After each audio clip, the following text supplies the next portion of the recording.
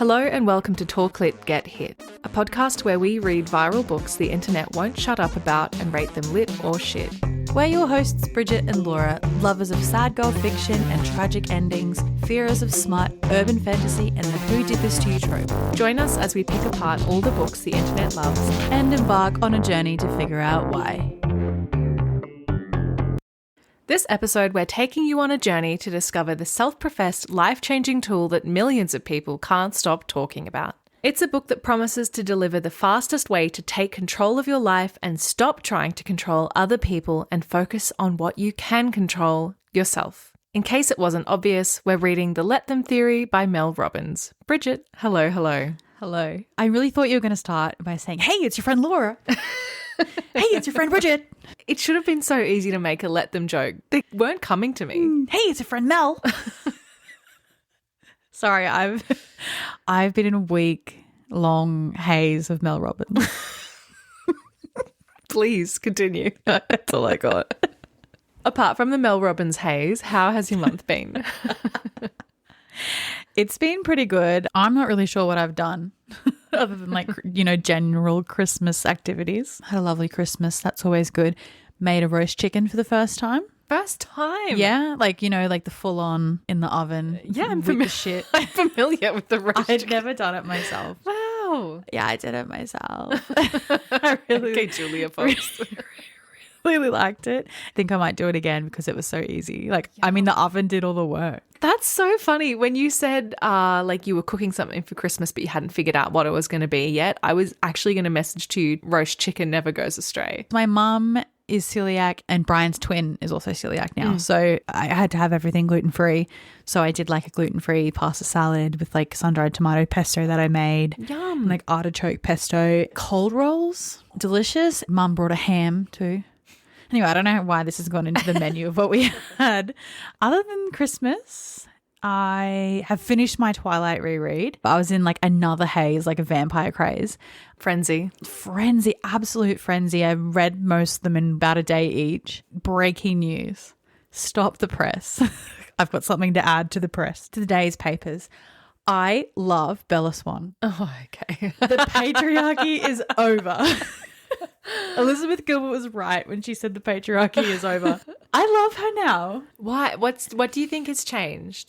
I don't know. I think it's because we've read so many shit books with shit heroines. She is smart. She's funny. She's charming. She's sarcastic. She's smarter than every single Cullen. She is figuring out shit all the time. They never are pulling their weight. They've been alive for years. She's freshly 17. She's like, guys, I know what's happening. It's Victoria. I know what's happening. It's the Volturi. I do agree with you there. She knows everything. And I am sorry, Bella. It's taken me a long, long time to get to this point, nearly 20 years. It's your life's work. It is my life's work. But finally, I'm not a misogynist anymore. Bella Swan, love you. I wouldn't announce that too early because we are about to talk about this book by Mel Robbins, but we'll see where we land with that pretty soon.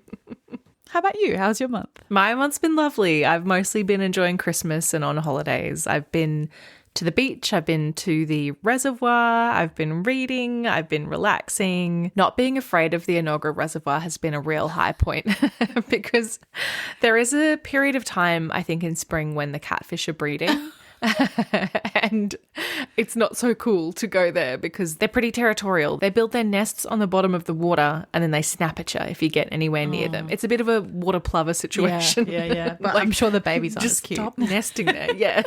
Don't do it. Yeah, go somewhere where I'm not doing things at my leisure. I'm doing something. Stop. Yeah. Let me intrude and disrupt your ecosystems more, please. Anyway, that's done. And so now it's just all nice What things. the ecosystem has done. Yeah, the ecosystem's out. You heard it here first. Bella Swan in. Habitat destruction in. Catfish babies out. Dead.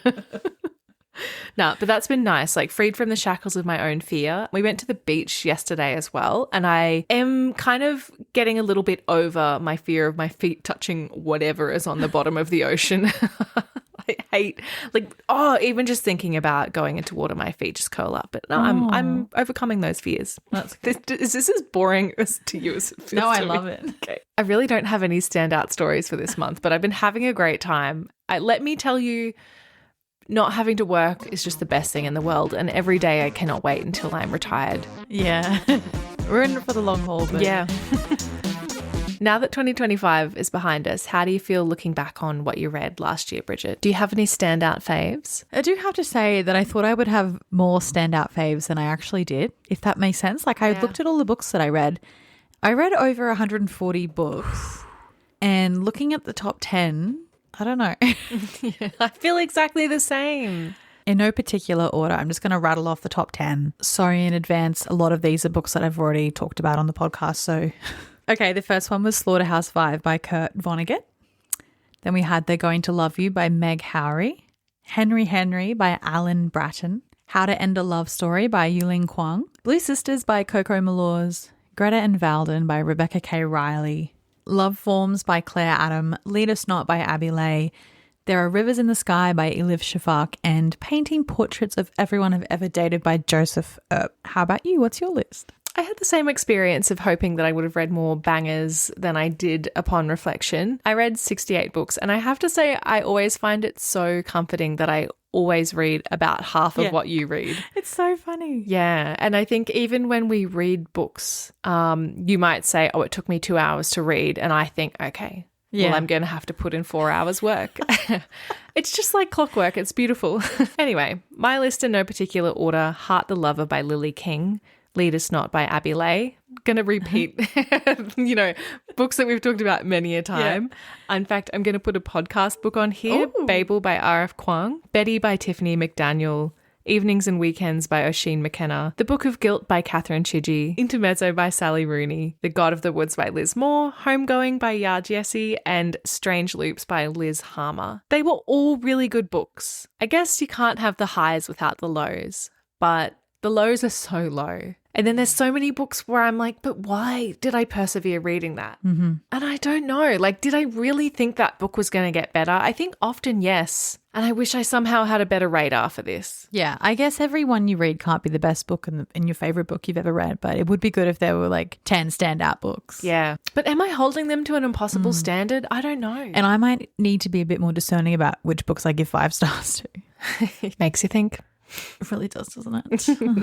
Have you decided on your Goodreads goal for 2026 yet? The past couple of years, I've set a goal of 60 and met a goal of 60. I don't know. I could bump it up to 70, but more and more I'm thinking, what is the point of the goal and who is the goal for? And another thing that I'm hoping to do with my reading next year is to read more challenging books or more books that I've been putting off. And I think if I'm doing that, then I'm probably not going to be reading as many, and that's fine, because it's all made up. Yes. So I think I'll probably just keep it at 60. 60 is an incredible number of books to read in a year. So many, yeah. But it's a shame to have read so many and to have not enjoyed at least a third of them. And, there's going to be 12 books at least, or thereabouts 12 books that we're not going to enjoy. Yeah. So in our non-podcast reading, we need to be better at picking books that we're going to enjoy. How about you? Do you have any particular goals? Well, I set my goal as 10. I just wanted to experiment with how many books I would read if I didn't have a goal that I was aspiring to. So in 2024, I think my goal was 210, and I only read about 140, which is about the same as what I've read this year. So what I've realized is it doesn't matter what my goal is going to be. I'm just going to read what I want to read, I think, which is probably good. So I think I might just do 10 again. I like that idea. Another thing that I've been thinking about is that I would like to be better at keeping an analog reading journal and sort of like writing down my thoughts about books, like nothing in depth, but just sort of like, this is what I'm reading, these dates, here's some initial like emotions that it stirred up in me, good or bad. I think I will keep using Goodreads and Storygraph because of the nature of our jobs. Yeah. Because it's very useful for podcast purposes and like social media and that kind of thing. But there's this other side of reading that's like pretty personal to me, and I don't necessarily want to put those thoughts in a review for public consumption. Or like sometimes I have embarrassing feelings about books, but they're still worth writing down in some way. A real high point for me in our first episode last year was going through our ins and outs for the year, which is our little version of resolutions and goals for the new year. We've each had to think about where we are currently in our lives, where we hope to be in 12 months' time. And we've come up with some things that we want to either start doing or keep doing for our ins, and things that we want to banish to the ends of the earth for our outs. Laura, would you like to kick us off with your first in? I would love to. My first in for 2026 is star charts. Oh, okay. I just think I need a lot more external validation than I'm currently willing to admit. And I'm not great at keeping a track of things, so I need a simple solution. So in 2026, I'm planning to introduce more star charts in my life. Namely, wait, okay. I thought you meant like astrology, like no, like star charts. not like, at all. Oh, like stickers. Yeah, Gotcha. yeah. Because I was like, oh my God, for your birthday, I could buy you CoStar Premium. You can just get me a multi-pack of star stickers. Tick. I've got them. I actually have so many. There's no way I'm going to meet that many goals. Brush my teeth. Sticker. Yeah. I was planning to get started by charting days not purchasing clothes, because I still to this day, I don't know if this was a goal last year or just something that's been simmering under the surface, have a problem with overconsumption. It is op shops though. It is op shops. It's not Shein hauls. No, it's definitely not Shein hauls, but it's still things that I don't need. I have so many clothes, but I always have that thing where I feel like I have nothing to wear. I have so much to wear, I'm just not being very creative. So I'd like to remedy that. And I think the first thing is to cut it off at the source and implement a star chart. I can't wait to see. How about you? What's your first in? My first in is something that I've already started doing. Living your life as if you are a celebrity, mainly Ed Sheeran.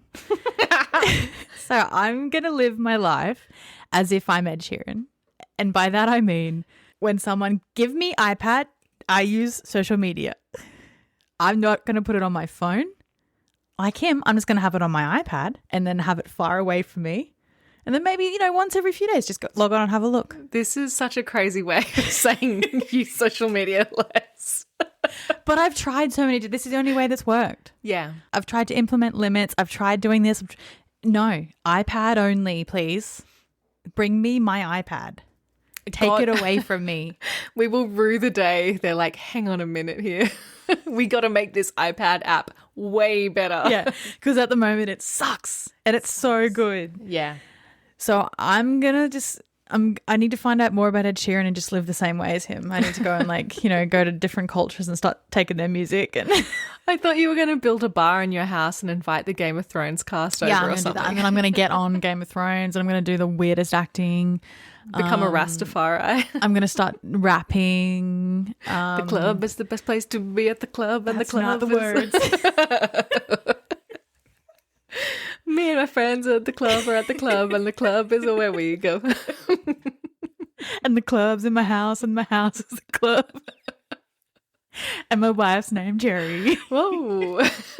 So yeah, call me Ed from now on, please, because it's the only way I can do it. I need restrictions, and it's an Ed Sheeran kind of restriction. An Ed restriction. No, it's really hard. You've got it. Restriction. It's really hard to No, say. you're gonna get it. You try to say it. Ed restriction. It's so hard. It feels like it should be easy. Restriction. Oh, you got to just throw it away. Okay. Restriction. Take it away like Is the that iPad. No, I don't know. Anyway, that's my first in. Love it. Celebrity. Also, I forgot to say the thing about the celebrity, like not just Ed Sheeran, but like, you know how when you watch interviews with celebrities that don't have social media, they're so aloof and they're like above it all. They're like, I don't know about this and I don't care to know. I don't wish to know about this. I actually have something I could contribute to this. Great. And I don't want to go off on a tangent on goal one, but my whole life I've been sickeningly obsessed with Emma Watson. Like I think I've mentioned on the show before that I'd get on like Yahoo Answers or how to be like Emma Watson. And like I once got a virus on the family computer because there was this internet. One of many is correct. But this time it was because I was on this like Emma Watson fan site where you could like download images of like paparazzi shots of her and like see her candid fashion and stuff like that. And I remember I clicked on one, dodgy link, virus. Anyway, all that to say, at some point in the blur between Christmas and New Year's, I was having a pretty woozy nap on the couch. I was scrolling on my iPad. I came across this Instagram page that was just all pictures of Emma Watson recently, and I have not been hooked up to the source of Emma Watson candidates in so long. And I watched, I think maybe Vogue, What's in My Bag and things like that with her recently, and every crumb of her personality I get is so tantalizing. It's so exactly who I want to be. I think in an interview I saw that she had done her yoga teacher training. Yes. She had this special tincture for not getting sick, and she was like, oh, I know it's probably just pseudoscience, but it looks so cool in this bottle. I saw she had these corded headphones, but they had the rainbow wrap kind of thing around them, the colorful cord. And I was like, oh, perfect. Everything I want to be. She's just so cool. I just was like, wow, I'm really right back where it all started. Yeah. Confused Back on the to your internet, wanting to be Emma Watson. Well, coming off the back of me doing all that talking, I'm here with some more talking. And my second in for 2026 is liking things with my whole chest. I think I'm a little bit too old to be playing these coy games, pretending I don't care about stuff. The example I'm thinking of here is it's very embarrassing for me to admit to, but it's liking NRL. It's so embarrassing to me. It's been hating it has been a cornerstone of my personality for my entire life. And then I started liking it, ironically, as I do so many things. And now I'm at the point where it's not really cute to be wait, what's the rules? Hang on. Who's that guy? You've been watching this for years now. For years. And I do this thing where I'm I saw a little something about one of the guys. His name was, it's on the tip of my tongue. I know. I know exactly what I'm talking about. And I don't know why I'm doing this. This is just one of many examples. But if you're going to like something, just like something, I think. What's your number 2? My number 2 is the Apple Music DJ mode. And I don't know if you've updated your phone yet because you've got to have iOS 26, but it's sick. And by sick, I mean really bad. It's not generative AI, but whatever you're listening to, your playlist, your library, it will pick 2 songs that it thinks go together and meld them together.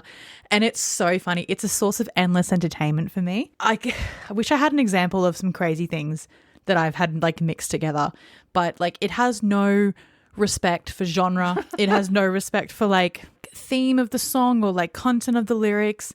It's insane. It's so funny. And I will never turn it off. I love it. Everyone should update their phones right now and start using it. What's your number 3? What's your third in? My third in is fermented shit. And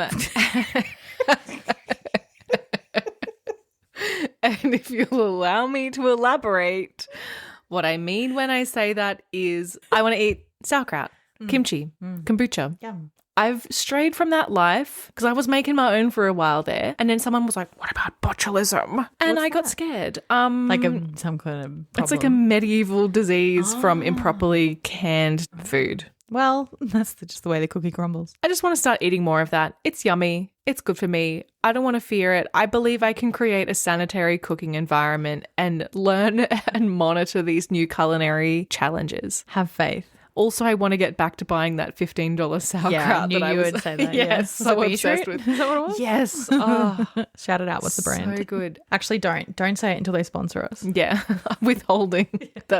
I think that's how sponsorships work. It's like me and that one toothpaste. I learnt my lesson. My next in for the year is singing like Alanis Morissette. Anytime, but I think it's easier to emulate when you've got the goddess herself in front of you. I've been listening to the Jagged Little Pill album probably for the last year. Certain phrases just really feel good coming out of my mouth. And what I wouldn't give to meet a kindred.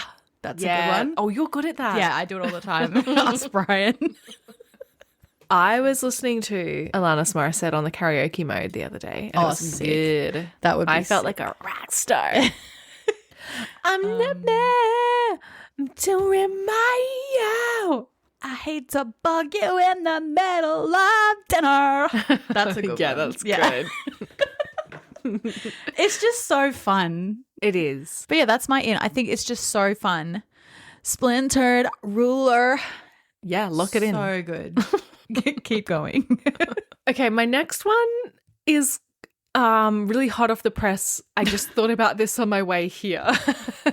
And so I fully reserve the right to take this back. I thought maybe an in could be getting my boobs out slightly. Oh. And what I mean when I say that is I just want to stop being terrified of like even more than 1 centimeter of cleavage, because it's not my fault that I have boobs. They are just there. Like, they're never going to look better than they do right now. They're already looking worse than they did. And so, like, there's no time like the present to get used to that fact. Are you maybe traumatized from the one time we got banned from TikTok Live because of your boobs? Yeah, maybe. I forgot about You've that. been shamed by the algorithm. I don't want to be afraid of my body. So I will try my best. And if other people are afraid of your body, Sue them. Yeah, let them. That was the obvious gag. yeah, not so. See you in court. My next in is something that I just want to continue doing, and it's listening to music like I did in high school. And so what I would do in high school is I would make my merry way to JB Hi-Fi. I would buy an album and I'd just listen to that for like 3 months on repeat. And that's kind of what I do, but I would like to get into the habit of newer music that I do that with. Go back to my roots, obsess over an album for like a month. Such an excellent in, and something that I've been thinking about as well, because before I deleted TikTok, I was seeing a bunch of stuff, ironically, on TikTok about attention span and creating dense memories. And it was talking about how, like, you know, as we get older, our routines become set in stone. We go to work, we make our lunches, we come home, like rinse and repeat, all of that stuff. Maybe not necessarily in that order. Whatever, I'm not saying it again. And obviously our youth is filled with dense memories where we're learning things for the first time and like trying new things. And it can be as simple as listening to a new album or an album in its entirety. And I just felt so shamed when I heard that, because I was like, crikey, I just listened to the same old music on repeat. I never listen to an album in full almost ever, unless it's one that I know I really like. So amazing goal. Stealing that. It's also hard. There's just so much. Like, what do I like that isn't 15 years old? Nothing much. My next in is sandwiches and cereal. I think life can be sustained on sandwiches and cereal. It's really all you ever need. It's really all you ever want. A long-term dream of mine since maybe like grade 5 has been to have one of those school camp cereal distributing walls. Yeah, yum. A little Nutri-Grain, a little Just Right. Rice bubbles. Oh, yum. What's your pick of the cereal though? What's your fave? Great question. I do really love a crunchy nut. I don't know what they're called. Those like the shredded wheat pillows that are filled with something. It's like a berry thing. I don't know if they even exist. They're a once remembered dream. Pokemon cereal. Do you remember that? No. Oh, we didn't have that shit. It was so good. Yeah. Whatever. I love Wheat Bix, and I love, even more than Wheat Bix, the Wheat Bix bites. The little like cubed Wheat Bixes. Yeah, they're good. With the berries and the dried berries. Shit, yeah. So good. Oh, I just remembered Cheerios. I love Cheerios. Oh, yeah. Cool. There goes like not mentioning brands until we have a sponsorship. My next one is only buying new books that I've read and loved, other than the podcast books, because I don't really have a choice. Use your freaking library. I use it constantly. Stop buying books that you haven't read. Sing it, sister. Yeah. You don't need to buy a whole series of things you haven't read. That's it. My next in is not being embarrassed about exercising. Yeah. And I think this is a long fought battle. As long as I can remember, I've been embarrassed about exercising in all of its forms. And I guess that comes for a lot of reasons. Like, I feel awkward and ungainly. There were probably some formative experiences like sans a sports bra, like in budding puberty in primary school that were a little embarrassing. I don't like doing things that I'm not immediately good at, i.e. any form of exercise. I don't really like group activities. I don't really like to be seen. And then there's always that like ever pervasive diet culture that tells you that you should be skinny, but you should just be naturally skinny and you shouldn't have to try. So I'm just trying to get over that and just get on with it. Just living your life. Yeah. And I'm going to sing it from the rooftops. Yeah. I go to the gym. What of it? What of it, Fight sister? me. Meet me at the gym and fight me. Yeah. My next one is one that I might not do. Cool. And this has come about because I watched Interview with the Vampire, and it's watch one movie I haven't seen before every month. Oh. If I look at my Letterboxd for 2025, I'll just quickly read you the movies that I watched. It's so funny to me that you even have Letterboxd. Well, the reason why I downloaded Letterboxd was because every time I went to Maddie's house, she was like, what do you want to watch? And it would be 3 hours of me like, nah, because I hate movies. And we thought if we have Letterboxd, we just look at each other's list and see which one we want to watch. But it hasn't happened. And also, if I didn't have Letterboxd, we wouldn't have this amazing data to look at. Okay. These are the movies that I've watched this year. Twilight, 27 Dresses, Bridget Jones, Sense and Sensibility, first new movie, The Hunger Games. And then I watched Pride and Prejudice twice in one day. That was on the plane to England. And I fell asleep right at the end. So I was like, I'm just going to watch it again. Interview with the Vampire, the Taylor Swift official release party of the Life of a Showgirl, Cheaper by the Dozen. Oh, God. Twilight, New Moon Eclipse, Breaking Dawn Part 1 and 2 in the same day. Wicked for Good, the Lizzie McGuire movie, Shrek. And then I watched Taylor Swift, The End of an Era, and the final show of the Eras Tour twice. Shit. So I think I need to broaden my horizons a bit because there was, I think, 3 movies that I hadn't seen before, and I don't think that's very good. So 1 movie a month that I haven't seen before is my goal. I think that's so doable. We'll see. You're going to love it. Yeah, I love cinema. My next in is very short and sweet. It's just going to the pub, having a beer, some chips at the table, and maybe playing a little pool. Love it. Yeah. I don't want to live that life. I'm happy that you do. Depends on the pub also. Yeah. That's important to say. Yeah, I'm meant to be going to the pub tonight and I don't want to. So It's got to be like a real yuppie pub with a I beer. think that's even worse. Sometimes I think that's worse. It depends on how many men are there standing around the pool table. If it was like a Fernwood kind of pub, women only, I'd be into that. Oh my God, that's an amazing business venture. Yeah, maybe we should start that. Women's only pubs. Yeah. Hell yeah. My next one is getting up earlier. This is going to sound really wanky, but according to my DNA, I'm a morning person. But I have never lived this life, and I don't really want to live this life. But I was looking at my Ancestry, DNA, whatever that thing is, the app, and there's like 3 traits that I have to look at, and it says that I am a morning person. I love staying up late, and I love not waking up. I don't understand the science behind that, I'll be honest. Neither, but I'm not a whatever the scientist is of DNA. I'm not a DNAologist, okay? So don't shoot the messenger. I'm just telling you what it said on my phone. Being a morning or night person is at least 17% genetic. It's not that much really. And at most 83% environmental. Ancestry scientists found more than 7,900 DNA markers connected to being a morning person or a night person. We can attribute 17% of this trait to genetics, but the real number may be much higher. Am I going to... That's being like, here's something crazy we made up. Or here's something crazier. We compared your DNA to the DNA of more than 770,000 people who answered a question about whether they're a morning person or a night person. Seems real. It checks out. So what do you hope to achieve as a morning person? I would like to sit in the sun and read a book and maybe have a cup of coffee. And I would like to go to the gym because at the moment I go at like 9 o'clock at night and then I can't get up early because I'm up late. Yeah. That would be what I would like to achieve. My last in is just following my creative impulses and not caving to my perceived inconvenience. I did see a video about this and I thought, yeah, I'll take that. That's good. It was talking about, oh, maybe I want to join a choir or maybe I want to do a painting or I kind of feel like knitting today.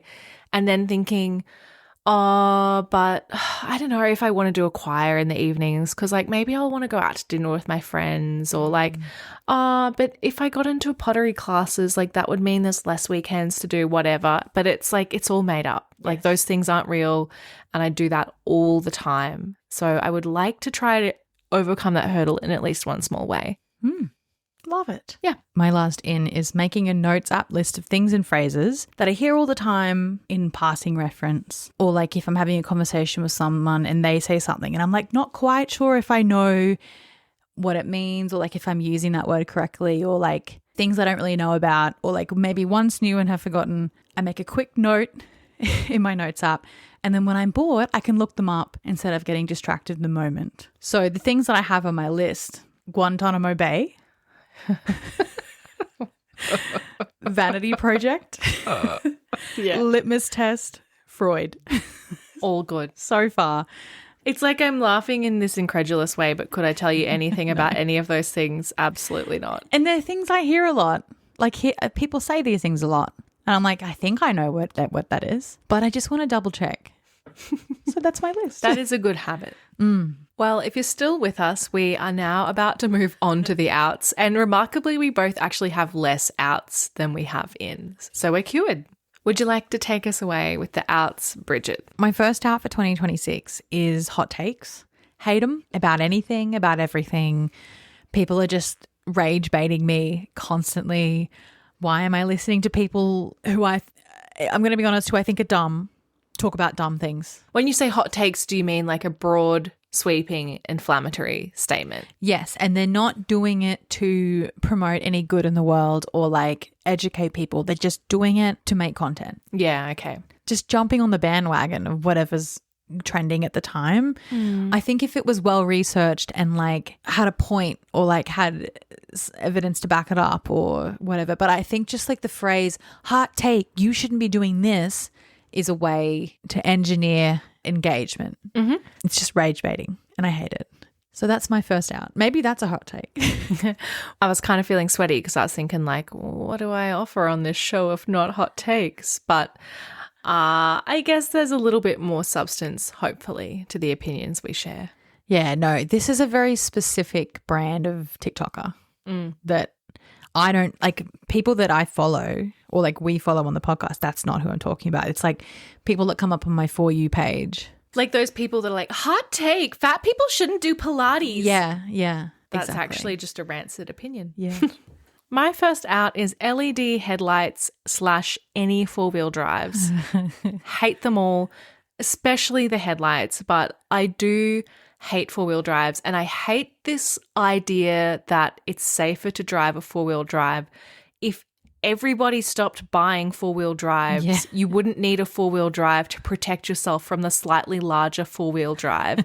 I think they're such a disgusting and embarrassing outward manifestation of your own frail masculinity. Yes. This is a sweeping statement. I obviously know this isn't true for everyone, but I feel like people who have four-wheel drives overwhelmingly have a lack of personality and try to funnel that into owning a car and driving a car and freaking out inside their car. I just hate them. And I feel like the bigger these cars get, the more people should be required to do like some additional tactical driving skills or like parking. Yeah. Or like not tailgating.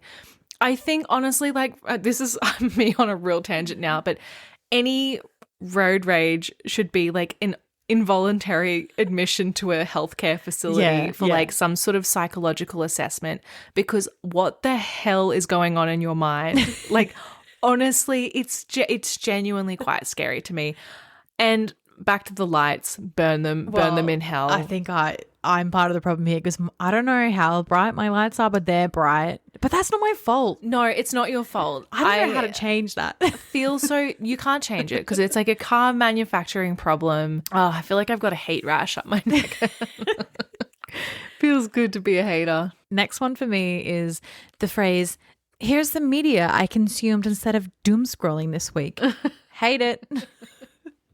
I don't care what Substack you read. I do feel like one of the straws that broke the camel's back for me with social media was watching so much stuff about not being on social media and liking and saving videos about like getting offline and consuming other media and becoming disgustingly well educated and like doing these like I think one that like really pushed me over the edge was what to put in your analog bag, and it was like all of these things that you should buy or have in a bag so that you don't scroll on your phone. Yeah, and they'd all be from Amazon. I mean, it's hard because I think things like that begin as a good faith trend and then they just become bloated and commercialized to the point of nonsense. Yes. My next one is buying anything except a soft toothbrush.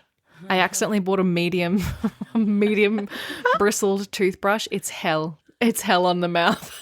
Are your gums bleeding? They feel raw. Oh, no. So I was like, should I buy a baby toothbrush? Maybe you should. I love them when they're so gentle. Yeah. So that's my truth. Sweet little kisses from a toothbrush. Don't ever say that again. I thought it was quite nice. Tender sweet lovin'. Okay, my next one is AI. A bold thing to say from someone who was just like, I love Apple Auto Mix. But I probably should say like generative AI. The worst person you know is using it for everything, and that should be enough to turn you off. Yeah. It sucks. It's not funny. I don't want to, it's not 2022 anymore. I don't want to hear about how funny it is to use ChatGPT. It's embarrassing at this point. It is. And that's the most basic hot take ever. But no, just stop. I don't want, if you're going to use it, if you're going to waste all that water, don't poison my ears with it. I don't want to hear about it. Shut up about it. Yeah. Go delete some emails. Like, do something good for the climate for once. Plant a tree. My next out is a little bit of a buzzword, but I would really like to stop experiencing imposter syndrome. Yeah. But unfortunately, tying into my earlier goal of liking things with my whole chest, I feel like, I just need to get over myself. That's the overarching theme. I just want to believe that I can do anything I want to do. Yeah. I just want to have a little more faith in myself. This is a bit related to mine. Mine is thinking too much about yourselves. Currently, my favorite meme is of Jemima Kirk from Girls doing the Q&A on Instagram, and the question says, any advice to unconfident young women? And she's got like a great selfie. And she says, I think you guys might be thinking about yourself too much. And I honestly have thought about that at least once an hour for the last like month. Because everyone is thinking too much about themselves, and in a bad way. It's not in a self-reflective way. It's not in a transformative way. Let's just move through life, think about other people. How can we help other people? What can we do to make the world a better place? Not just for us. Agree. My last out and a hill I'm willing to die on is that I am done with being mocked for drinking cordial. I love cordial and I'll sing it from the rooftops. Who's mocking you? Well, you offered me cordial the other day and I was like, ew. Yeah, I would so say maybe it was it's me. you. Yeah. And then I went to Lauren's, my sister's house for Christmas, and she was like, what do you want to drink? I've got, Coke, I've got cordial, this flavor. And I was like, why is everyone drinking cordial? And like everyone being you and Lauren. I'll be honest, you have judged me for cordial on multiple occasions. Have I? Like at least 3 or 4 times. I think it's every time we've been to Beatros, you've been like, oh yeah. Cordial, who buys it? But also you'd probably drink like the Pine Crush. You wouldn't have like the good shit like lime or raspberry. Excuse me, I have lime in my bottle right now. Yeah. In your water bottle. Yeah. You got cordial. Yeah. Oh, you're that kid. And also, but just a touch, just a whisper of cordial. I love it. Well, actually, when I said to Lauren, why do you have so much cordial? She's like, well, I've got mineral water to go with it, and that's good. Yeah, I've got carbonated water at my disposal, and let me tell you, Lauren's onto something. No, I love that. I don't like plain water. I just like water. One of the best beverages I ever had was when I went to my aunt's house in Brisbane when I was a kid, and she had the natural confectionery cordial, and she paired it with like a soda water, and it was delicious. And hang on, what do you mean you think I would have pine? Something lame like pine lime? Pine Crush. You just seem like an orange cordial kind of girl. How dare you? What the hell? So you don't have orange? No. Okay, well that's interesting. Red or green only. Yeah, yum. Okay, I take it back. I'm sorry. This is a formal apology. Thank you. Okay, Bridget, I would be lying if I said that I wasn't glad we've already talked for like an hour and a half about things that aren't this book, because I do think it takes the heat off how much we have to dwell on this book. That said, let's get into this part of the show. Would you care to give me your initial thoughts, expectations, hopes, and dreams heading into reading The Let Them Theory by Mel Robbins? Yes. I'm always holding out like a glimmer of hope that maybe this will give me something. I was kind of disappointed when we read Atomic Habits because I thought it was so basic and obvious, but also like sort of bland. There wasn't any outrage to be had about that book. So I was kind of hoping that either it's going to be something that will be really helpful or it's going to be something that will make a really good podcast episode. And I was also thinking 99% sure I'm not going to like it. How about you? Yeah, I was also 99% sure I wouldn't like it. And without ever reading the book, I also thought with full confidence, I've already read this book and Bridget Bell wrote it a couple years ago. It's called Who Cares? Who cares was a transformative phrase that you introduced into my life. And I just thought, what could I possibly learn from this book that I haven't already learned from Bridget by embracing a who cares lifestyle? I should have written a book about it. I would have been a multi-millionaire by now. If you haven't already established the gist of this book from the title alone and don't want any of the finer details spoiled, then it's your time to say let them continue with their discussion of the Let Them theory by Mel Robbins. And let me leave the episode and subscribe to Talk Lit Get Hit podcast. Content warnings for this episode include fat phobia and conversations about mental health and suicide. What if the key to happiness, success, and love was as simple as 2 words? If you've ever felt stuck, overwhelmed, or frustrated with where you are, the problem isn't you. The problem is the power you give to other people. 2 simple words, let them, will set you free. Free from the opinions, drama, and judgments of others. Free from the exhausting cycle of trying to manage everything and everyone around you. The Let Them theory puts the power to create a life you love back in your hands, and this book will show you exactly how to do it. In her latest groundbreaking book, The Let Them Theory, Mel Robbins, New York Times bestselling author and one of the world's most respected experts on motivation, confidence, and mindset, teaches you how to stop wasting energy on what you can't control and start focusing on what truly matters: you, your happiness, your goals, your life. Written as an easy-to-understand guide, Robbins shares relatable stories from her own life, highlights key takeaways and relevant research, and introduces you to world-renowned experts in psychology, neuroscience, relationships, happiness, and ancient wisdom who champion the Let Them theory every step of the way. All right, before we get into the nitty-gritty, Bridget, would you care to share just the initial vibe of how you're feeling about this book?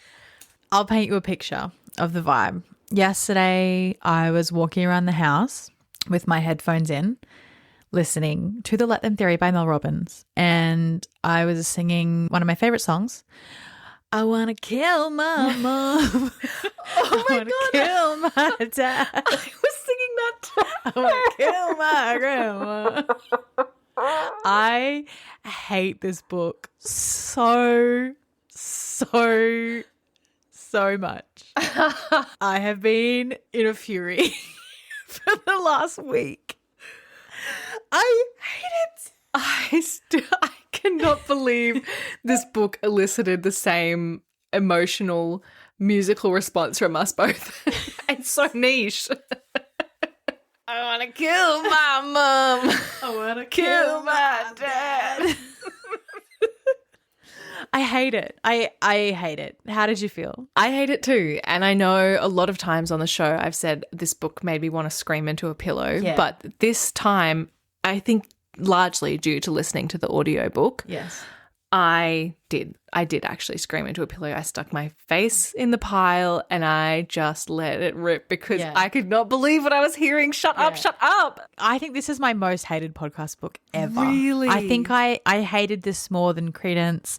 I hated this more than 50 Shades. I hated this book. That is a great place to start. That is a great mood setter. So if you are feeling any sort of sense of protectiveness or like shred of Loyalty. to this book, you've been warned. Yeah, this is your warning to get out now. This to is let not- them be haters and let you leave. And yes, we've made that joke already. It won't be the last time because I've heard that phrase more times in the last week than I've heard like the word the or or an. It's an article at this point. Okay, so as we mentioned at the start of the show, we're discussing the Let Them theory by Mel Robbins. Now, this professes to be a life-changing tool that millions of people can't stop thinking about. But who exactly is Mel Robbins? That is a very, very good question because it depends on who you ask. It depends on if you ask the author of the Let Them theory, Mel Robbins, and allegedly her daughter Sawyer Robbins. Or it depends if you ask any of the stuff on the internet that has been said by Mel Robbins herself pre the Let Them theory of 2024. So in the book, Mel Robbins introduces herself as a wife, a mum of 3. She's somebody who has had a lot of different jobs. And at the time she started her public speaking journey, she had been recently fired from her job. And her husband, Chris, owned a pizza business near Boston, and that was also failing. She describes her journey into self-help and like motivational speaking as sort of just falling into it. And she was asked by somebody to present at some sort of conference. And she says that she had a panic attack for 19 of the 21 minutes on stage. From that, she sort of started talking at like women's conferences and doing little speaking engagements until through the help of social media and virality of her theories, she just gained more and more and more notoriety. If you're listening to Mel Robbins in the book, she's had a few different good ideas. And when I say good ideas, just imagine the air quotes. So the first one that she champions is something that she alleges that she blurted out during her conference talk, which turned out was a TEDx talk, right? And she says it's one of the most watched TEDx talks ever. And so the first theory that she has is called the 5-second theory or the 5-second rule or something. And basically, if you're trying to do something but you're feeling stuck, you're feeling like you're in a rut, there's so many things, you're overwhelmed, all you need to do is count down from 5 because, you know, she was watching something on NASA, like a rocket launch. And she thought, okay, 5, 4, 3, 2, 1, I'm going to get out of bed. 5, 4, 3, 2, 1, I'm going to open the bills that I haven't opened for months. And she said that during her panic attack, during her TEDx talk, she just blurted it out. That became viral. She released what she calls her first book in 2017, and that's called the 5-second rule. And then she came up with another theory, or she, you know, found out about another thing called the high five habit, which is if you want to increase your self-confidence, all you need to do is high five yourself in the mirror every day. And that was released in 2021. So she also has a podcast. She released this in 2022, the Mel Robbins podcast. And then in 2024, she wrote and released the book, The Let Them Theory. However, I've been doing a lot of reading, old profiles and old articles that have been written about her. And this isn't quite the truth, Ellen. It's not true. So she is portraying herself in this book as a mother of 3 who was just helping out her husband whose business was failing. And she was like, honey, I don't know how we're going to pay all these bills. I've got to do what I can do to support my man. And so she pulled herself and her family up by the bootstraps and she created this business because she was $800,000 in debt. Her family was $800,000 in debt. Astonishing. It is astonishing. But also, could that just be her mortgage? People are $800,000 in debt. So I had a look at her where she lived just to be a bit of a freak. And she lived in a place called Sherborne in Massachusetts. And Google tells me that the average house price is very high, with recent data showing median sale prices around $1 million. Now, this is obviously a long time after she lived there. It wouldn't have been as much in the 90s or 2000s or whenever it was they bought the place. But she also described the house as a rambuckle farmhouse that had needed a lot of work. But I found articles from 2007 that described her house as absolutely beautiful. So that's very interesting. That's one thing that's very interesting. I've created a bit of a timeline for all of the jobs that she's had over the past 30 years. It doesn't quite match what was in the book, what was told to us by Mel Robbins herself in the book. So she studied law, and then sometime in the 90s, she was a public defender in New York. And then in 1996, she worked for the Legal Aid Society. And then these are the things that I'm sort of unsure about the timeline, but I've just sort of slotted them in where I think they might go. So she had failed attempts at a number of corporate jobs, tech company, ad agency, like a website startup sort of thing. And then at some point she booked an appointment with a New York life coach, Lauren Zander. And so for 2 years, Mel trained with this woman over the phone and email because this woman said to her, you know what you should be? You should be a life coach. And she was like, shit, yeah, sign me up. So apparently she was also paying over $600 an hour for a Manhattan voice coach around this time. So that's probably contributing to that $800,000 in debt. Oh my God. She was also a CNN legal analyst. So I saw a video of her speaking with Piers Morgan about the Zimmerman trial. And then from 2007 onwards, she was writing a column for the Boston, New York, and Philadelphia editions of the Metro, and she was an on-air correspondent for Good Morning America. In 2010, she wrote her actual first book, not mentioned in the Let Them theory at all, and it is not mentioned on her website. So her actual first book was called Stop Saying You're Fine, Discover a More Powerful You. And this is what led to the TEDx talk. So she said that she was just offered the job. She didn't know what was going on, even though in the TED talk, she's like, you guys think you're so fancy, you're at a TED talk. She didn't know. She didn't know. So the book was called Stop Saying You're Fine, Discover a More Powerful You. 2011, she did the TED talk, which was called How to Stop Screwing Yourself Over, and she introduced the 5-second rule. So she alleges in the book that she blurted this out as a result of a panic attack. I watched the TED talk.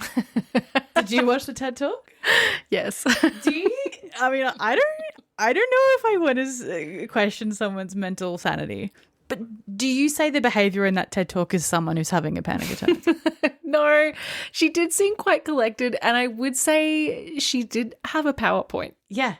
She had a PowerPoint where she introduced the 5, 4, 3, 2, 1 method. I don't think I've ever been as cool, calm, and collected as she was in that TED talk. She's very good at what she does. I could never even aspire to be like her. She was relatable. She was funny. She was engaging. If that's you in a panic attack, imagine what she'd be like with a clear headspace. It's just so strange to fabricate a narrative around something that's very easily fact-checked. By your own digital footprint. Yeah. I get where she could be maybe trying to be a little self-deprecating. Yes. I just said some stuff. You guys know how it is, like blah, blah, blah. Yeah.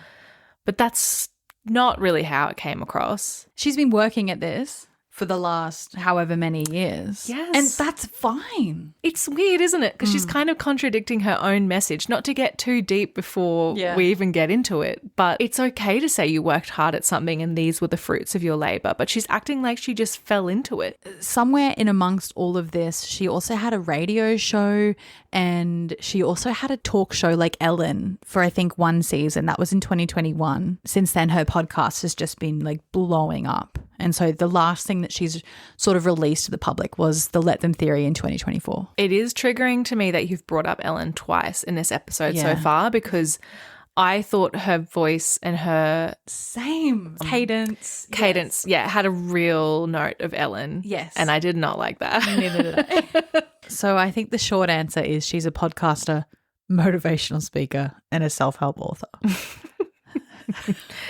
And if you would like to hire her to speak at your event, if it's virtual, you're looking at 200,000. And if it's in person, 300. Oh, maybe we need to start being a little bit more delusional. Yes. Shit. So what exactly is the Let Them theory, and where did the Let Them theory come from? Well, it's not so easy to untangle. In her book, Mel Robbins writes, "Let me introduce you to the simplest, most life-changing idea I've ever discovered, the Let Them theory." The Let Them theory is about freedom. 2 simple words, let them, will free you from the burden of trying to manage other people.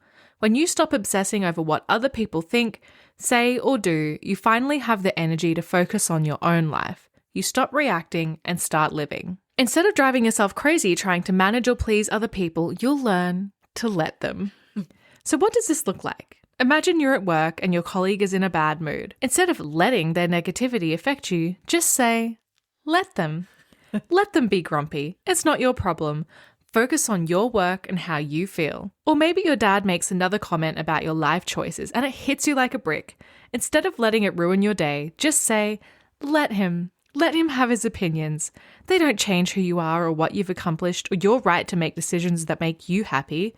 The truth is, other people hold no real power over you unless you give it to them. Further down the page, she says, the Let Them theory will teach you that the more you let other people live their lives, the better your life gets.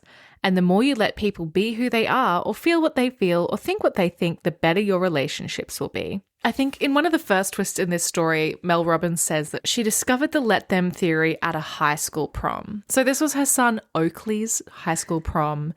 And she was getting a little bit bent out of shape because he didn't have things organized. He was wanting to go get a little snack at a restaurant before the prom. It was raining. The restaurant was small. She was trying to organize things and dictate where they should and shouldn't go. And her daughter, Kendall, said, let them. In the book, Mel says, and that's when she reached out and grabbed my arm, pulled me toward her and looked me in the eyes. Mom, if Oakley and his friends want to go to a taco bar for... I shouldn't do the accent. No, you should. You really should. Mom, if Oakley and his friends want to go to a taco bar for pre-prom, let them. But it's too small for all of them to fit in. They're going to get soaked, I said. Mom, let them get soaked. But his new sneakers are going to get ruined. Let them get ruined. Kendall, they're brand new. Mom, you're being annoying. Let them show up to prom in wet tuxedos and dresses. Let them go eat anywhere they want. It's their prom, not yours. Just drop it. Mel says the effect was immediate. Something inside her softened. She could feel the tension disappearing. Her mind stopped racing and the stress of trying to control what was happening evaporated. According to her, over the next few weeks, it revolutionized her life. Her husband noticed the change in her. She felt that the more she said let them, the more she had time for herself, time to think, time to breathe, time to have fun, time to spend on what mattered to me, time to take care of myself. I felt at ease. I felt happy. I felt centered. The impact was undeniable. So after Chris and everybody in her life noticed the difference, she decided to share Let Them online. She posted a 60-second video explaining the Let Them theory on social media. And so she's transcribed this into the book. If your friends are not inviting you out to brunch this weekend, let them. If the person that you're really attracted to is not interested in a commitment, let them. If your kids do not want to get up and go to that thing with you this week, let them. So much time and energy is wasted on forcing other people to match our expectations. And the truth is, if somebody else, a person you're dating, a business partner, a family member, if they're not showing up how you need them to show up, do not try to force them to change. Let them be themselves because they are revealing who they are to you. Just let them, and then you get to choose what you do next. And then she says within 24 hours, more than 15 million people had seen it. And within a week, 60 million. And there were tens of thousands of comments. And then they started writing articles about it. And then they started using it in psychology offices and therapists' offices and doctors' offices. And they were writing blog posts about it. And then she recorded a podcast episode about the theory. And it was amazing. It was shared so many times. Apple named it the 6th most shared podcast episode of the year globally. And then the best thing, in Mel Robbins' opinion, was the tattoos. That was when they started coming. So if you're not lucky enough to have a physical copy of the book, there are 2.5 pages of honestly awful tattoos. Either that tattoo you'd get in Bali in the 90s sort of font or like a Ray Dunn kind of font. She loves the tattoos. She really does love them. After the TikTok took off, after the podcast episode took off, she decided to turn it into a book. And then this book, I mean, has there ever been a more successful book in the whole world? In the history of books. In the history of books, I don't think so. Watch out the Bible. Watch out the Da Vinci Code. Let Them is coming for you. I sort of was thinking to myself that the way that she speaks, the way she describes things really kind of gives me the vibe of the way Donald Trump speaks. Yes. Yes, this is my very next note. Really? Yes, this is what I've written. Leading scientists, best college, best-selling book, best-selling podcast. Brian actually said this, and he said she's been to the same school of thought as WWE announcers and Donald Trump. It's the same, isn't it? It really is. And that's actually the same section I'd highlighted where I was like, what's going on here? Yeah. I hate this. Yes. I think to me, when I hear people describing things in that way, it either loses all meaning or I think, okay, this must be a pretty flimsy idea. Yeah. It's bold claim after bold claim, major discovery after major discovery. Not every single chapter and not every single sentence can be a life-changing idea or like the idea that you will use to transform your life. Like, it's just not possible. Like, something as well that really irked me about this book was that she said, she spent the last 2 years researching it and she's so excited to share the science and all the evidence. And like, she rattles off psychology, neuroscience, behavioral science, relationships, stress and happiness experts, all part of this discussion. Where is the science in this book? Unsure. Where is the evidence? And I think something that really irked me is that this is called the let them theory. And she keeps saying, I'm so excited. The thing about this theory, the way that this theory works, putting this theory into practice, but this is not a theory. By definition, a psychological theory is a scientifically backed systematic explanation for human thoughts, emotions, and behavior. It goes beyond a mere guess to provide a framework for understanding why things happen and predicting what happens next. So it's supported by evidence, it's testable, and it has been tested through research. These frameworks help organize observations, they help guide research, and they can help form the basis for therapeutic interventions evolving as new data or research emerges. I saw one reviewer say, this is not a theory, it's a vibe. And I think that's so right. I was feeling so frustrated reading this because I guess you've got to meet people where they're at.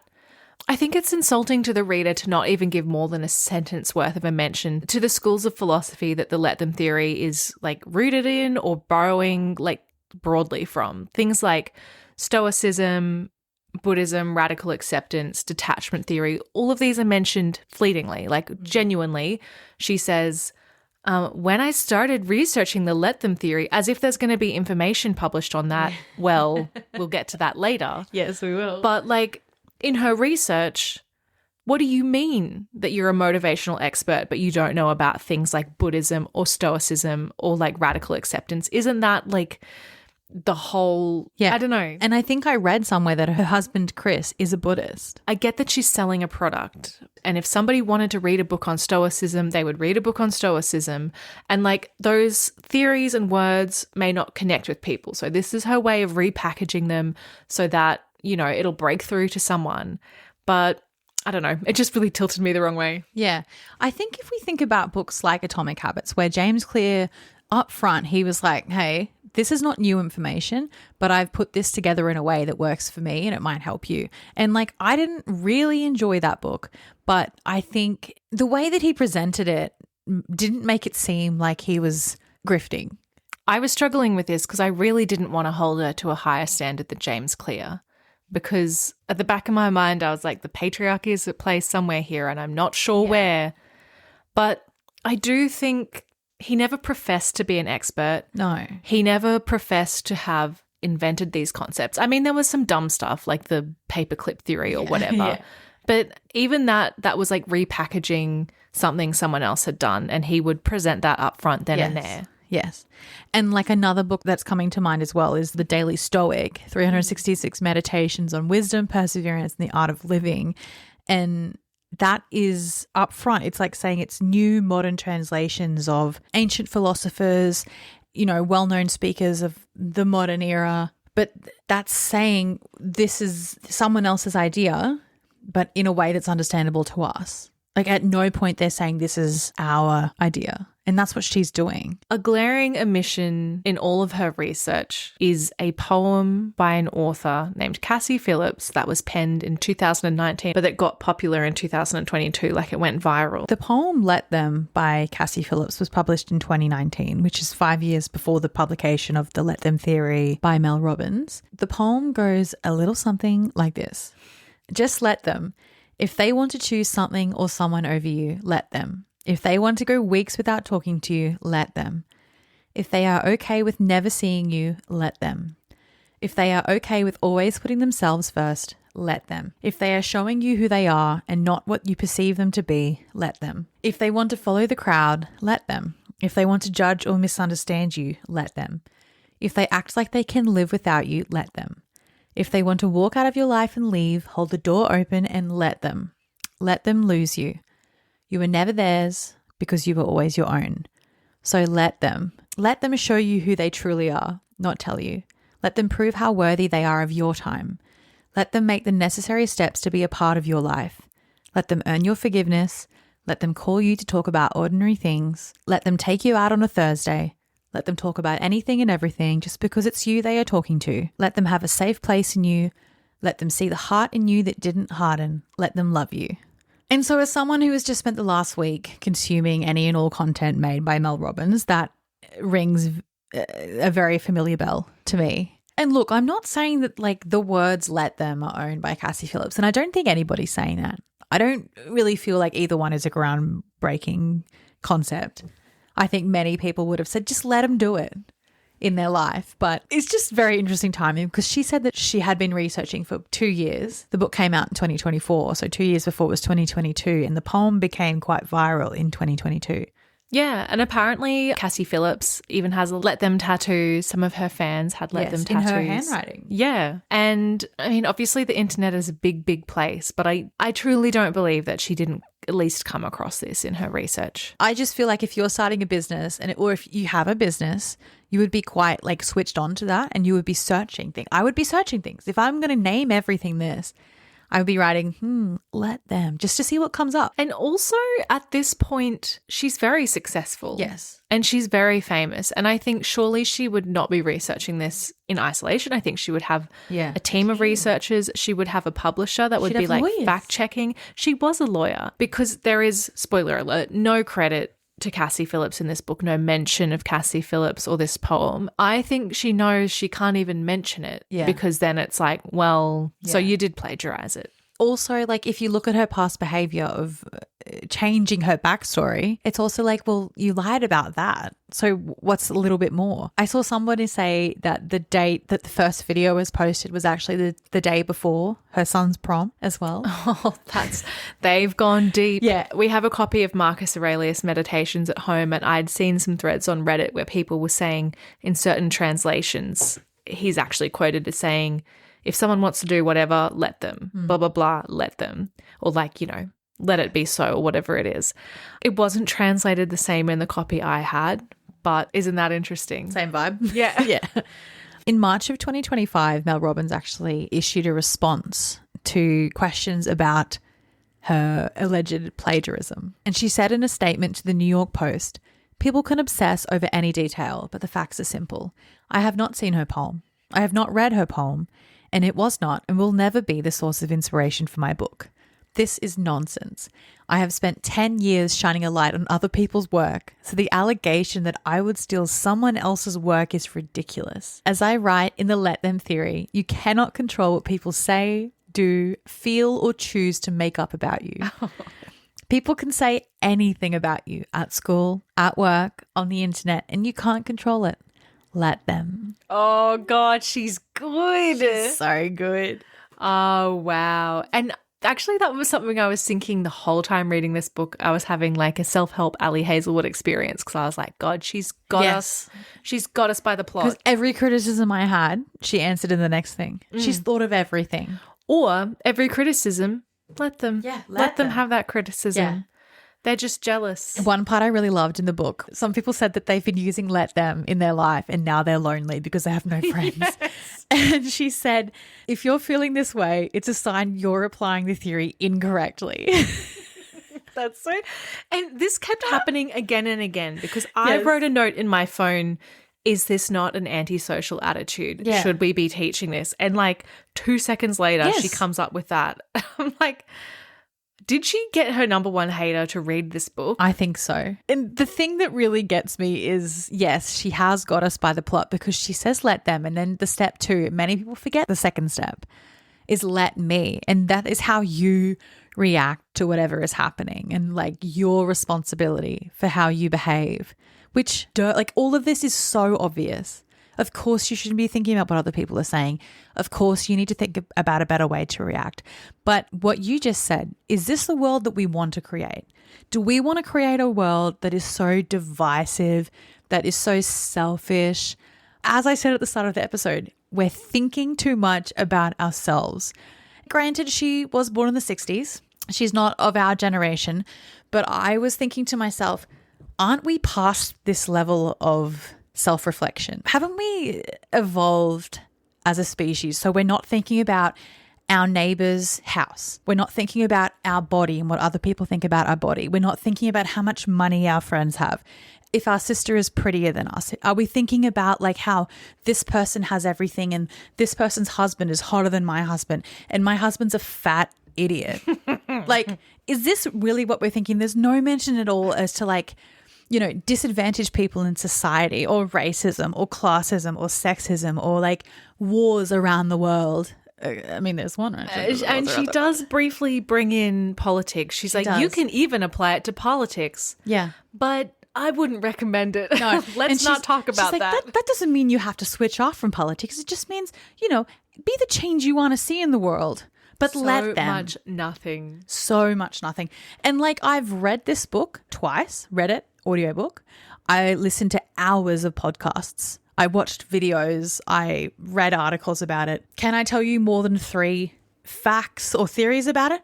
Not really, because it just goes around and around and around. And it's like, this is something that happened to me when I was in high school. She's like Elizabeth Gilbert. She's just telling stories for the sake of telling stories. Yeah, I think there is a kernel of something good in here. I think you're right. I think everybody could benefit from this advice. We should be thinking about ourselves less. We should be centering other people's opinions about us less. We should be conscious of our responses to situations more. I think this simple advice became borderline incomprehensible through her trying to write a 320-something page book about it. It should have stayed as a TikTok. It could have been a podcast episode. But the more she tried to extrapolate it, the more confusing it became, because some of her examples did make sense. Like, some of it was like, okay, your friend's talking shit about you. They don't invite you out to lunch. Let them. They've shown you who they are. Now it's up to you. Let you decide what you want to do here. Do you want to cut them out? Do you want to go and like do your own thing? Do you want to confront them? That's kind of makes sense. But also there was a line that she constantly crossed, which was like, okay, well, but that's not really letting them though, because now you're involved in that situation again. So, and she's like, you don't want to react, but like everything is a reaction. Yeah. If you ignore them, that's a reaction. If you cut them off, that's a reaction. If you ask them out to lunch, that's a reaction. You're still reacting. You're taking those 6 seconds to absorb the feelings back into your body, because remember, they're just chemicals and they will be reabsorbed into your body in 6 seconds. I'm cured of all anxiety, hate, everything. Something we talked about with Atomic Habits was how useless we find self-help, because you cannot really meaningfully give useful, constructive advice in a sweeping statement. Some of the statements she was making were absurd. I think one you read before was like, if your partner or your family are treating you badly, let them. No, you should not let them treat you badly. And I guess maybe what she means is like, okay, fine. Yeah. It's like acceptance. I think that let them is not even true, because she's not even saying that. It's a silly title, because you're not letting them. You're changing your, like, it should be called change your response, or like, that's what she keeps saying. She's like, well, you're not letting them. You're changing the way you feel about it. So then it doesn't matter what they do. But that's not letting them. Yeah. But it's hard to work out. It's like, let them. I think like there are situations where let them is the wrong terminology, because it's like acceptance of the behavior that's being done, but sometimes the behavior is not acceptable. And I think acceptance, I mean, it's not very catchy, but like maybe that is what we're like rising above. It's not up to you to dole out the consequences. It's up to you to change your path so you're not, which is a consequence. Affected. Yes, exactly. It's so infuriating. And it's like, so she gave an example in the book that was like, she's walking in a national park and one of the rangers comes up and is like, hey, ma'am, we've had a problem with dogs off the leash and dogs pooing in the park. Everywhere. Yeah, if this keeps happening, we're going to shut it down, just so you know, FYI. Keep She's your like, dog on a leash. I cannot believe people would do that. That's disgusting. I've always prided myself on being someone that leaves a space. Blah, blah, blah, blah, blah. Me. Who cares? Okay, cool. And then she sees someone whose dog is running around, then starts shitting. Because of course she does. Yeah, perfect. This is going in the book. Yes. Yeah. So happy this happened to me today. Yes. In the midst of research for this book. Yeah, perfect. So she thinks, okay, well, I can't stop that lady from letting her dog do that. Correct. Some of the choices she presents us with are like, go up and confront the lady, pick up the poo herself, Dob on her to the ranger. Go and dob on her to the ranger. Excellent choice, Mum. But That's what I do. not letting someone. That's No. like, that is a direct consequence And of you're someone's still actions. pissing yourself off about it. Yeah. You're still thinking about it. You're still going out of the way to let that woman's actions affect your day. And because then that becomes the anecdote where you're like, oh my God, this lady's dog was pooing in the park and I had to go and tell on the ranger. And like, blah, blah, blah, blah, blah. It's absolutely wild, the stories that she picks to be in this book, because she presents them as if they're the worst things that's ever happened. She's like, this happens to you guys all the time, I'm sure. Like, off the top of my head, if I think about the anecdotes that she shared, she's got a pretty cruisy life. She said, like, a girl in high school gave her the silent treatment. Her mum wasn't really that thrilled when she was getting married to Chris. Her friends that all lived in a little commune stopped inviting her over for dinner midweek. The dog story, the guy coughing on the plane. The daughter had anxiety when she was 12. That out of touch note came up again and again throughout her book, but it really struck a chord with me in this section of the book entitled Chapter 9, Yes, Life Isn't Fair. She had this really crazy way of extrapolating information. It was very much giving shit. I've got to meet a word count. She says, you are failing because of your chronic habit of comparing yourself. You are the problem. And the first step is accepting the truth. Life isn't fair. It's just not. It's not fair that you're drowning in student debt because you couldn't afford the tuition. It's not fair that your sister looks like a supermodel and everyone flocks to her at the bars while you're sitting there off to the side buying your own drinks. It's not fair that your supervisor keeps giving you the crappy shift at work. It's not fair that your country is torn apart by war. It's not fair that you were born diabetic and have to manage your insulin for your entire life. It's not fair that your friend has a nice house or apartment because their parents paid for it. It's not fair that your colleague got promoted and you didn't. Blah, blah, blah, blah, blah.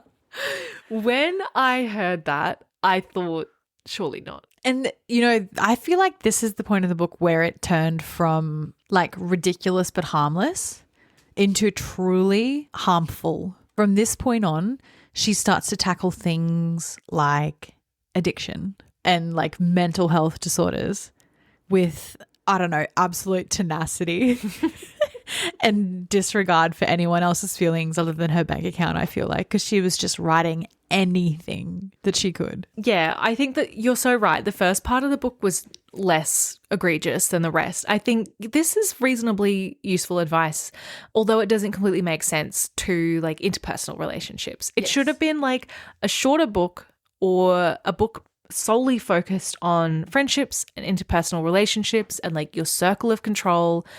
It's good to have that sort of like, okay, I can't control what that person does, but it never really goes any further into the what's next. And I think that's the part that people struggle with. Like, what can I actually control? Wow, it's almost as if you can't give out that highly circumstantial advice. We've mentioned that the second half of the book is a real train wreck, and I think it's time that we maybe take a deep dive into that train wreck, search for some survivors. I think one of the worst chapters in the book for me was chapter 15, which is called Unlock the Power of Your Influence. And I think this woman is too obsessed with the concept of power and like power over other people. I think like fine to have power over yourself, but like she's constantly talking about having power. Like who's got the power in the relationship? Who's got the power in the marriage or whatever? And like I feel like that's not a priority. I mean, not for me. I don't go to bed and think, how can I get the power back? God damn it. Power balance has shifted. I'm a weakling. I'm the beta in this relationship. How can I become the alpha? I just don't think that's what you should be thinking about. I think you should be thinking, how can I be a good partner? How can I be a good friend? How can I be a good daughter?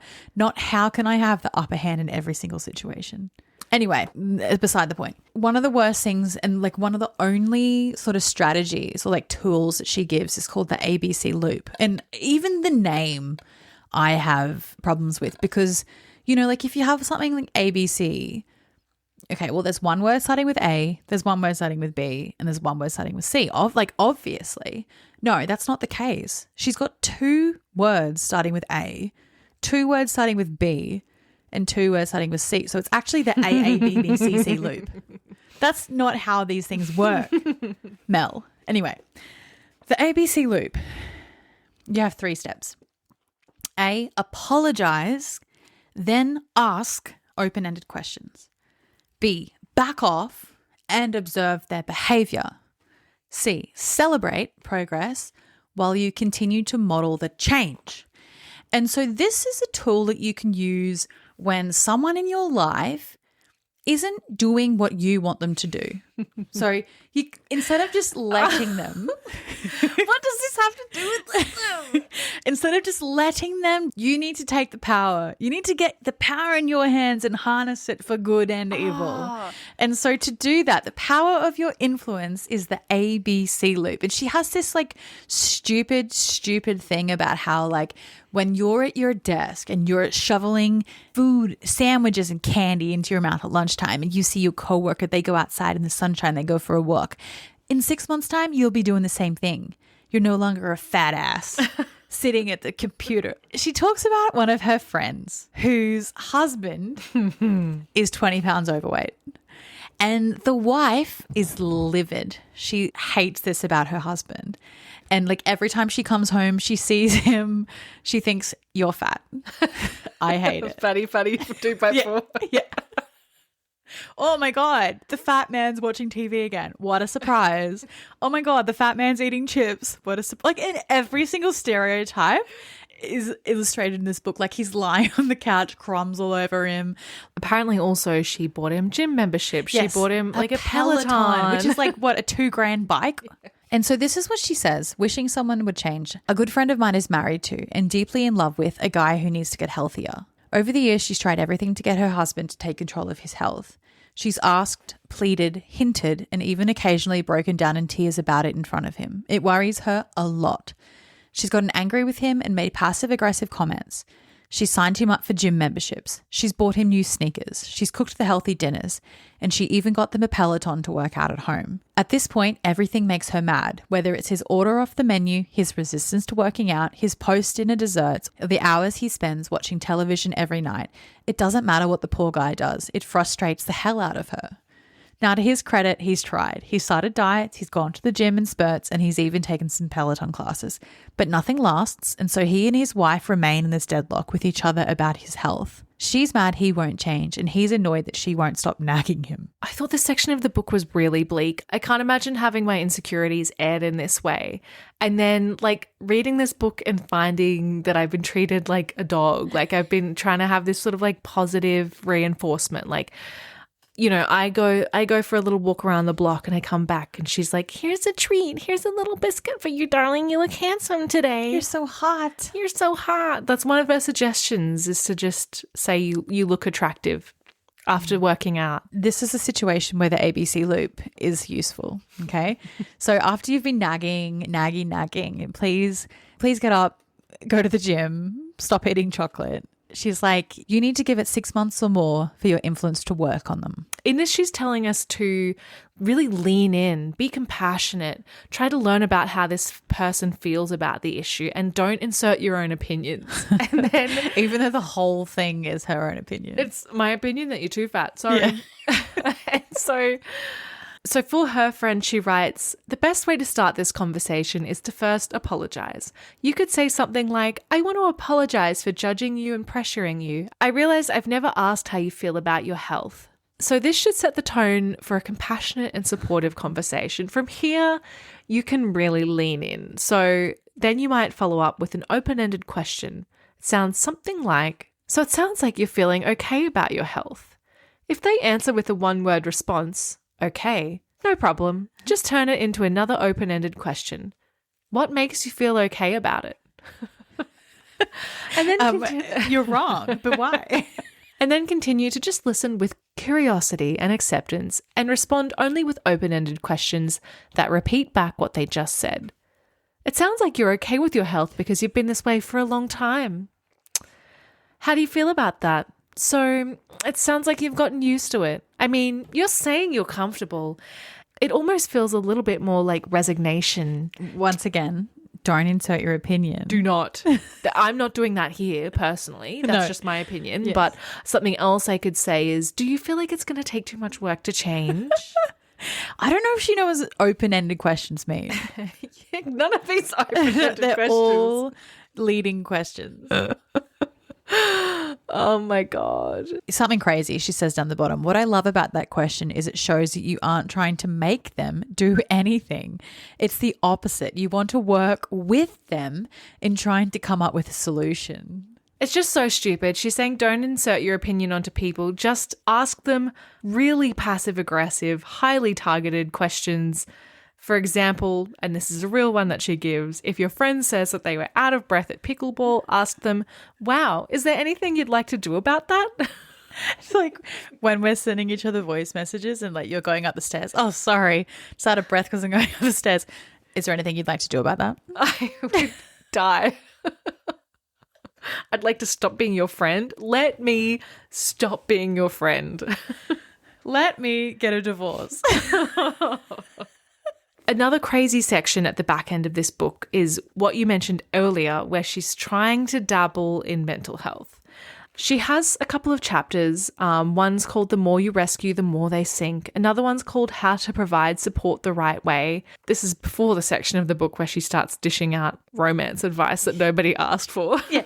Also, no one's asking for 2025 dating advice from someone who's been married for 30 plus years. In this section of the book, it's kind of hard to figure out what her angle is. She's sort of saying if people are having a hard time, sometimes you just kind of have to let them go through it, which I think to a degree is helpful, as long as their behavior isn't like harmful or self-destructive. And I know even in those situations, there is a time where you have to bow out. Like there's always going to be a line where it's not your place to take them beyond that. But I think that what you just said is so true because it's I know not always, or I know some situations are like you can't just give all-encompassing, broad advice for like really life and death situations because some of the things that she's talking about have the potential to turn into life and death situations. So in this section of the book, she's talking specifically about adult children who you are financially supporting, which I thought it was kind of a weird niche angle to bring up in this book. And I thought, which one of her 3 kids is this targeting? In this section of the book, she's talking about loser slob kids that are mooching off their parents. She's talking about like when you were taking money, you were granting access to your life. Yeah, she's got a little message for the parents and she's got a little message for the kids. So she says, the hardest part is what happens when they don't agree to the conditions, because if they refuse to go to the inpatient facilities or refuse to get a job, you're going to have to take away all financial support, which means you stop paying their rent or kick them out of the house. And I mean all financial support. They're not on your phone bill. You're not paying the rent. You're not giving them logins for your streaming accounts. You're not buying their groceries or paying for their Ubers.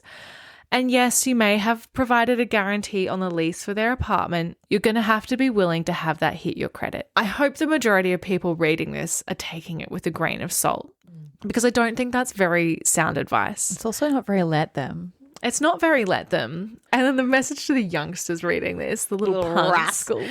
If you're reading this and your parents are paying for your therapy or your rent or your education or your phone bill or any aspect of your life, I have news for you. Listen up, punk. They get to vote on how you're living your life. You don't get to have someone else fund your life and then have an attitude when they have an opinion about how you're using their money. Having your parents pay for your therapy and then refusing to let them talk to your therapist is a form of gaslighting. It's just not. It's just not. That, and isn't that kind of illegal as well? Like, isn't there like doctor-patient confidentiality? Yeah, if they're your adult children, you're not their guardian. No. You have no right to their therapy. And look, I think fair enough. If you want to kick them off the streaming services, if you want to kick them off the phone bill, stop paying for their Ubers, all of those things are luxury items that are not necessary to remain alive. For some people, therapy is necessary to remain alive. For some people, rent is. And also, Mel, that's not what gaslighting means. Yeah. I just thought that was so absurd and so targeted. Another anecdote I found pretty laughable was called A Frame of Reference. This was under the chapter How to Love Difficult People. In it, she says, my friend Lisa Bilyeu, who's a best-selling author, host of Women of Impact podcast, and co-founder of the billion-dollar nutrition company Quest Nutrition, shared the concept of frame of reference with me. It is a tool to help you deal with situations where someone disapproves of who you are, who you love, what you believe, or how you are living your life, and you want to navigate this at a deeper level. I have been there, and maybe you have too. Our global podcast audience went crazy over frame of reference when Lisa described it as a mindset tool that's helped our relationships. Frame of reference is a fancy way to say understanding the lens through which somebody sees something, and it works beautifully with the let them theory. So, frame of reference is basic empathy. It's something a child is taught. Yes. Look outside of your own frame of reference. Yeah. Walk a mile in Yes. someone else's shoes. Try to understand things from someone else's perspective. Why are we talking about this? And that's not very let them. It's not very let them to practice empathy, because you can't have those two things No. together. You can't have, I don't know why that's happening, I'll just let it happen. Yes. Alongside the curiosity it takes to go, why would that person be working that way? Is there more to the story here? I just this is why I was freaking screaming into my pillow. It just doesn't make sense. And she tried so hard to put a square peg in a round hole, and I wish she hadn't. I wish she hadn't. Chapter. Yeah. Oh my God.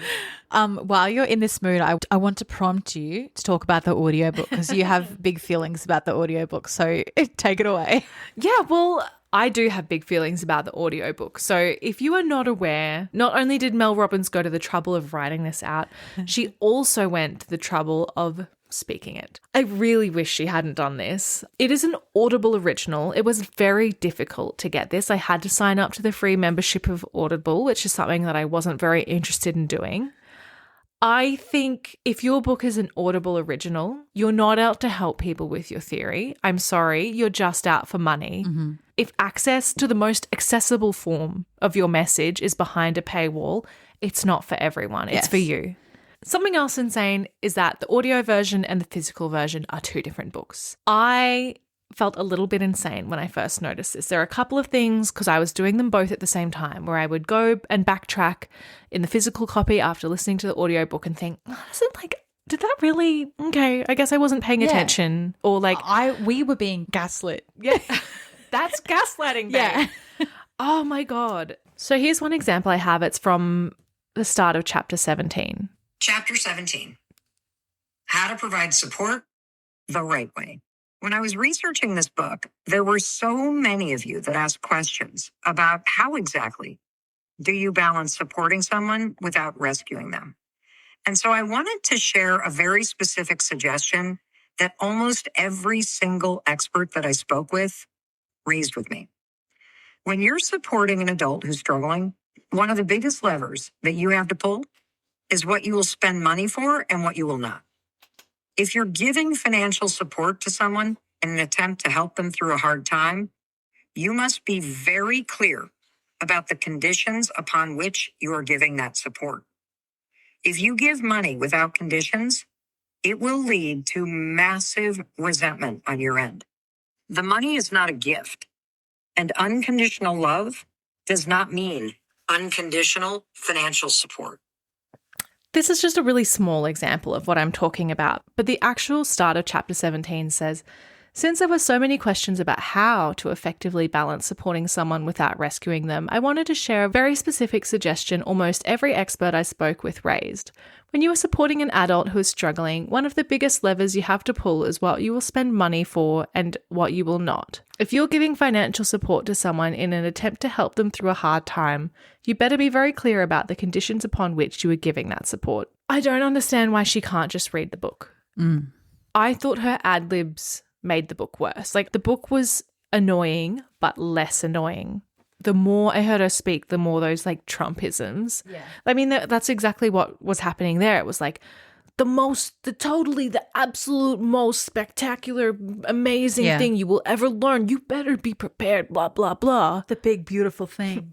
I don't understand. There was a section of the audiobook, I don't know if you listened to it, but she starts crying. Yeah. And she's like, God, I get choked up every time. I just cut it out. She has a following, and her personality resonates with all sorts of different people. But I just sort of thought, if I wanted to hear you acting like that, I would have listened to your podcast. Yes. I just want to hear the facts. Yes. I just want to hear what you wrote down.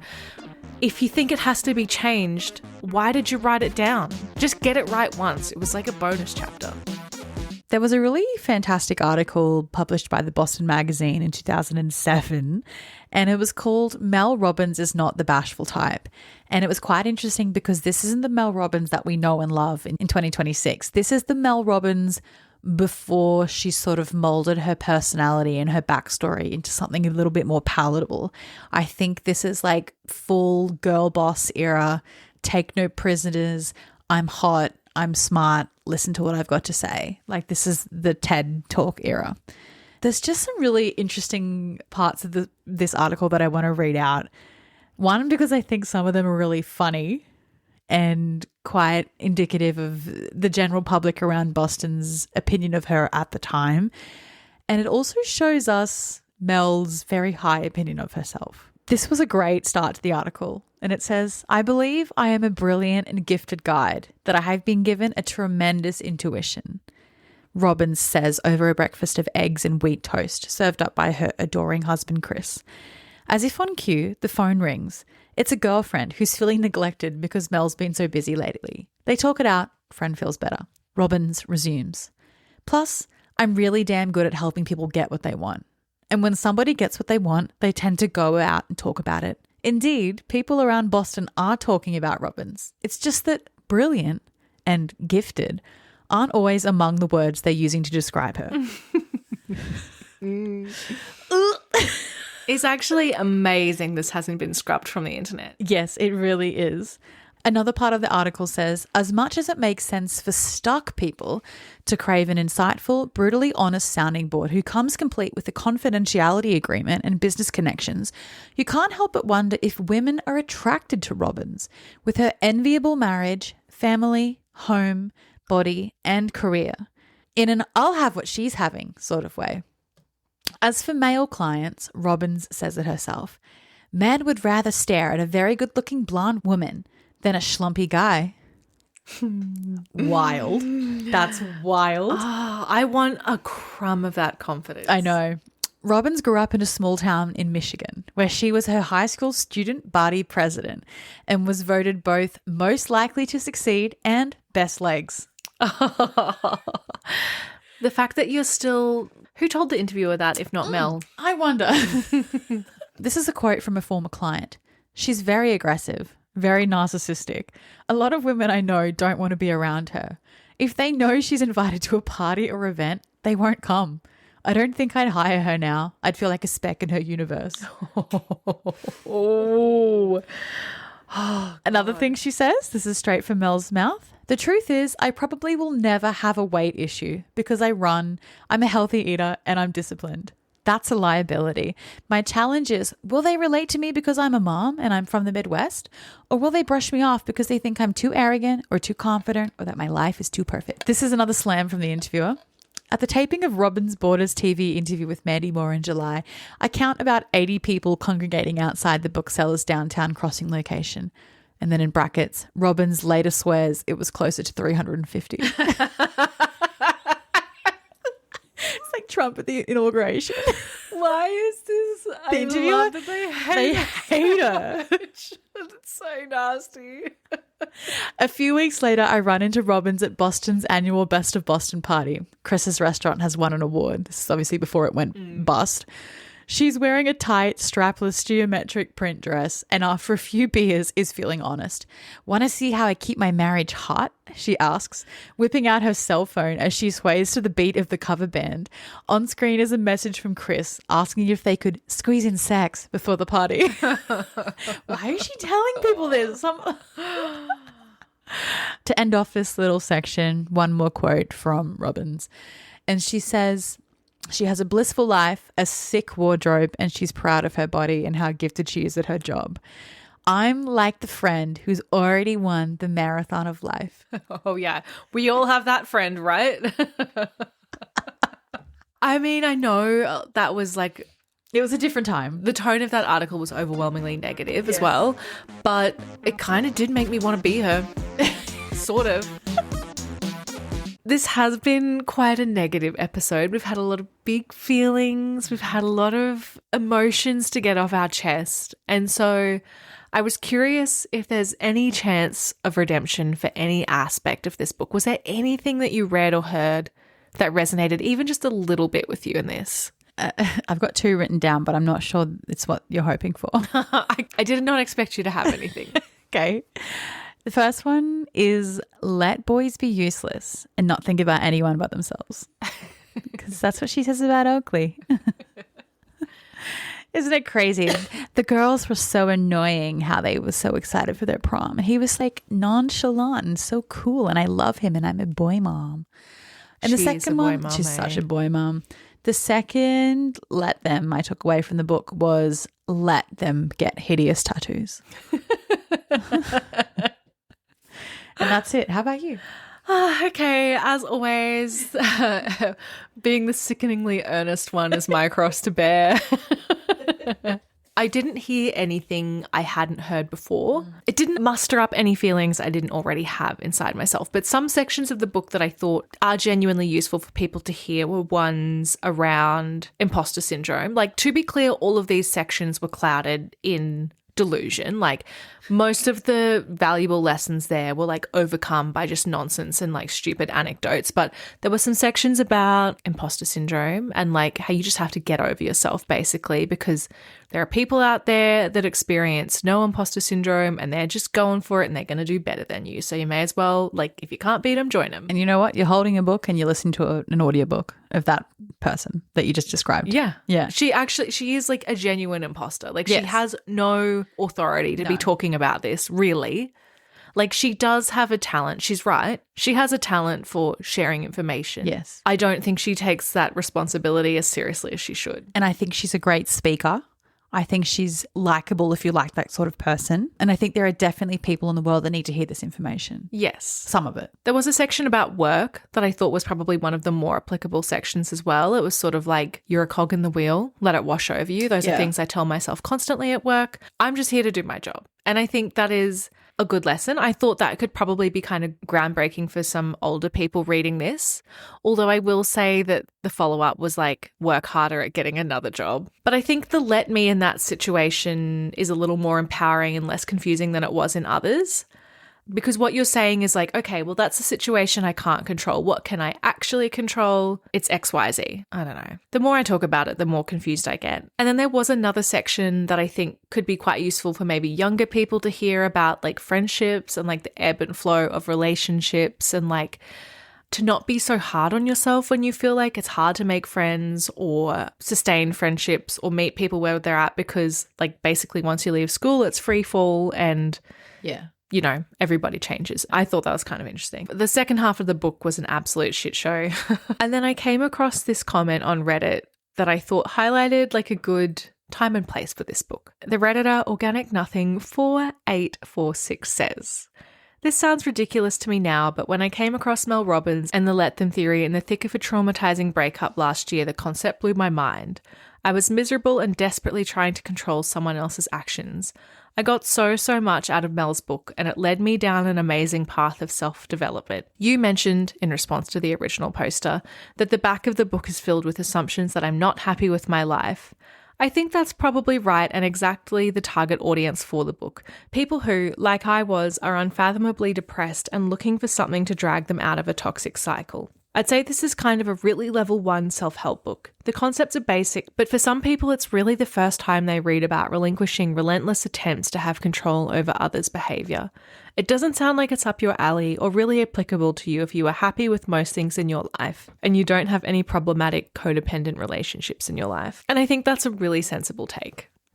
And if we could touch grass for a second, I think that we're very lucky to feel that we don't need this book, and I think we're very privileged to have the emotional tools already within us so that this isn't the first time hearing this kind of concept. There are definitely people I know at work, in my family, some of my friends that would benefit from some aspect of this book, and I'm definitely not above it. I just hate this book. Yes. Yeah, I'm not opposed to the information. I hate the way it's been packaged. Well, Let's skip favourite and least favourite characters for this particular book. We've been mean enough. But we do have to bestow a lit or shit rating. Should we just say it on the count of three? Yeah, like we used to do in the good old days. Bring it back. 1, 2, 3, shit.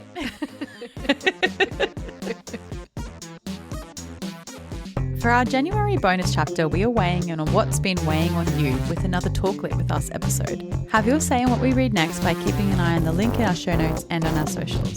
And if you want to be on the same page as us, follow us at talklit.gethit on Instagram and TikTok.